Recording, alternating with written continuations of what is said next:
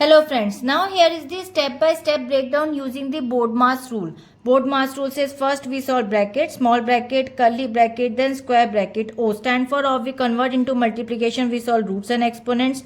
D stands for division, M stand for multiplication, A stand for addition, S stand for subtraction. Now according to the BODMAS sequence, we'll break it down this expression by the step-by-step solution.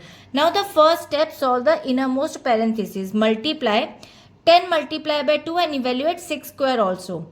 So now 10 multiplied by 2 is equals to 20 and now the 6 square is equals to 36. According to this step 1, BODMAS requires solving inner round brackets first. So now the expression becomes square bracket 200 minus curly braces 20 part 2 divided by 5 curly braces of plus 36. Now move to the second step.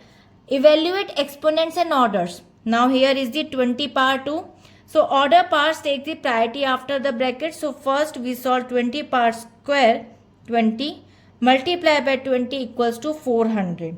So now the current expression becomes 200 minus curly braces 400 divided by 5 and then plus 36. Now square bracket off.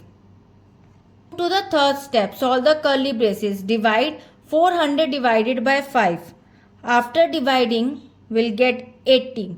According to this step, brackets must be completely cleared next. So now the current expression becomes 200 minus 80 plus 36. Square bracket off. Move to the fourth step. Complete the square brackets.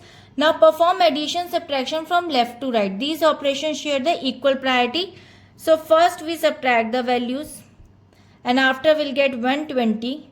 Second 120 plus 36 will get 156 and 156 is the final answer. According to this expression, by systematically following the BODMAS order hierarchy, we avoid the calculations error, eliminating operations from the inside out and shows an accurate result of 156.